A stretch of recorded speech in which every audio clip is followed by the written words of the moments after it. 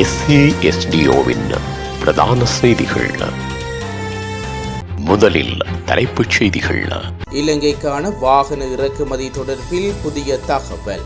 நாட்டில் கடுமையான வைத்தியர் பற்றாக்குறை, வைத்தியர்களுக்கு பாரிய சவால். அஸ்வசும கொடுப்பனவு தொடர்பில் வெளியான தகவல். யாழ்ப்பாண போதனா வைத்தியசாலையில் அட்டகாசம் செய்த இளைஞருக்கு நேர்ந்த கதி. கட்டுநாயக்க விமான நிலையத்தில் சிக்கிய இந்திய பிரஜை. இந்தியாவில் கோர விபத்தில் சிக்கி 21 பேர் உயிரிழப்பு, இரங்கல் தெரிவித்த நரேந்திர மோடி. தொடர்பன விரிவான செய்திகள். தாயக செய்திகள். இலங்கைக்கு வாகனங்களை இறக்குமதி செய்வது தொடர்பில் ஆராய்வதற்காக நியமிக்கப்பட்ட குழுவில் பரிந்துரைகள் நிதியமைச்சர் ஜனாதிபதி ரணில் விக்ரமசிங்கவுக்கு அனுப்பி வைக்கப்பட்டுள்ளது. அதன்படி வாகன இறக்குமதி தடையை 4 கட்டங்களாக தளர்க்க பரிந்துரை செய்யப்பட்டுள்ளது.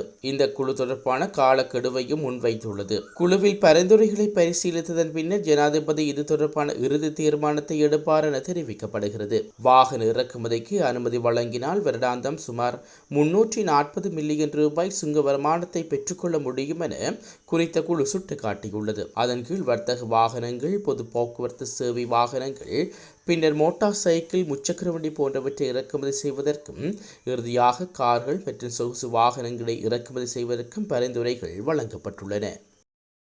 நாடு முழுவதிலும் உள்ள வைத்தியசாலைகளில் கடுமையான வைத்தியர் பற்றாக்குறை நிலவுவதாக அரசு வைத்தியர்கள் அதிகாரிகள் சங்கம் தெரிவித்துள்ளது. இதுகுறித்து அரசு வைத்திய அதிகாரிகள் சங்கத்தின் செயலாளர் வைத்தியர் கரித அல்கே கருத்து தெரிவிக்கையில், நாட்டில் 1390 வைத்தியர்கள் அடங்கிய குழு மட்டுப்படுத்தப்பட்ட பயிற்சியை நிறைவு செய்த போதிலும் அவர்களுக்கான நியமனங்கள் 8 மாதங்களாக வழங்கப்படவில்லை. அத்தோடு 6 வருடங்களாக அங்கீகரிக்கப்பட்ட வைத்தியர்களின் எண்ணிக்கை புதுப்பிக்கப்படவில்லை. நாடு முழுவதும் வைத்தியர்கள் பற்றாக்குறை நிலவுகின்ற போதும் புதிய வைத்தியர்களுக்கு நியமனம் வழங்கப்படாமை அசௌகரியத்தை ஏற்படுத்துகிறது. இதனால் நாடு முழுவதிலும் உள்ள பல வைத்தியசாலைகளுக்கு நோயாளர் பராமரிப்பு சேவைகளை பேணுவதற்கு உரிய சவாலாக மாறியுள்ளது. இந்த விடயத்திற்கு உரிய தீர்வொன்றை முன்வைக்க வேண்டும் என்று அவர் குறிப்பிட்டுள்ளார். அஸ்வசும பயனாளர்களை தெரிவு செய்வதில் இடம்பெற்ற முறைகேடுகள் தொடர்பில் சட்ட நடவடிக்கை எடுக்கப்படுவதற்கு அரசாங்க நிதி தொடர்பான நாடாளுமன்ற குழு அதிருப்தி வெளியிட்டுள்ளது. இது தொடர்பில் கிடைக்கப்பட்ட முறைப்பாடுகளை உடனடியாக ஆராய்ந்து சட்ட நடவடிக்கைகளை எடுக்குமாறு குழுவின் தலைவர் ஹர்ஷடி சில்வா அதிகாரிகளுக்கு பணிப்புரை விடுத்துள்ளார். அஸ்வசும பயனாளர்களை தெரிவு செய்வது முறையான முறையில் நடைபெறவில்லை எனவும் அந்த குழு சுட்டிக்காட்டியுள்ளது. அஸ்வசும பயனாளர்களை தேர்ந்தெடுக்கும் போது வறுமையில் வாடும் தகுதியுடைய உடையவர்களை தேர்ந்தெடுக்குமாறு பொது நிதிக்கான நாடாளுமன்ற குழு அதிகாரிகளுக்கு அறிவுறுத்தியுள்ளது.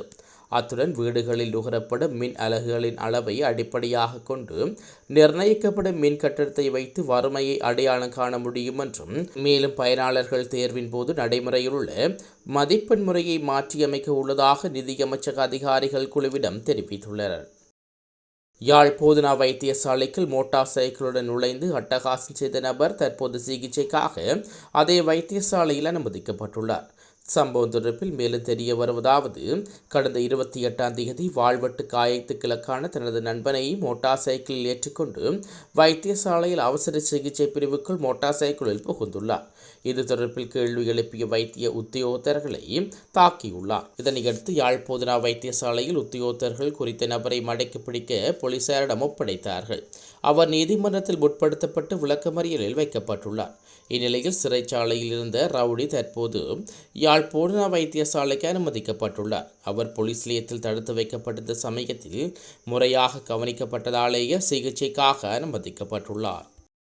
சட்டவிரோதமான முறையில் சிகரெட்டுகளை இலங்கைக்கு கொண்டு வந்த வெளிநாட்டு பிரஜையொருவர் கட்டுநாயக்க விமான நிலையத்தில் வைத்து கைது செய்யப்பட்டுள்ளார். கட்டுநாயக்க காவல்துறை போதைப்பொருள் ஒழிப்பு பிரிவின் அதிகாரிகள் மேற்கொண்ட சுற்றுவளைப்பின் போது சந்தேக நபர் கைது செய்யப்பட்டுள்ளார். இதன்போது 31 வயதான இந்திய பிரஜையொருவரே கைது செய்யப்பட்டுள்ளார்.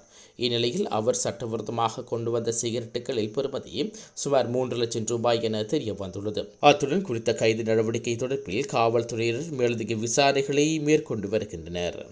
உலகச் செய்திகள்.